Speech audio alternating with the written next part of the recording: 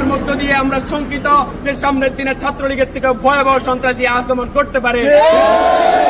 ছাত্র সমাজ সদা সোচ্চার রয়েছি, কোন ধরনের সন্ত্রাসীদেরকে আমরা সামনের দিনে ক্যাম্পাসে প্রবেশ করতে দেব না।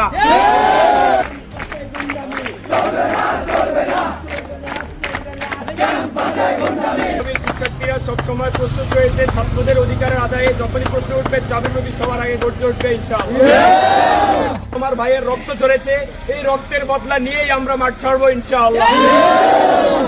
প্রশাসনের কাছে আমরা এর সুষ্ঠু জবাব চাই, কেন সেনাবাহিনীকে ঢুকতে দেয়নি আজকে ক্যাম্পাসে, এই বিচার আমরা সামনের দিনে আশা করছি।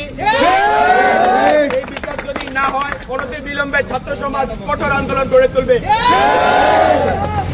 আমরা 5ই আগস্টের পূর্ববর্তী সময়ে ছাত্রলীগের দ্বারা ছাত্র সমাজ নিষ্পেষিত হয়েছিল।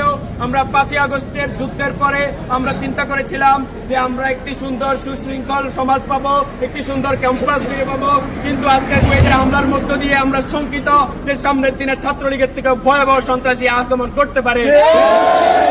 ছাত্র সমাজ সদা সোচ্চার রয়েছি, কোন ধরনের সন্ত্রাসীদেরকে আমরা সামনের দিনে ক্যাম্পাসে প্রবেশ করতে দেব না। কোন ক্যাম্পাসে সন্ত্রাসীদের জায়গা হবে না, হবে না, হবে না। দাবি কবি যে সহ সারা বাংলাদেশের সকল ছাত্র সমাজ সবসময় সদা সোচ্চার রয়েছে এবং সদা সোচ্চার থাকবে।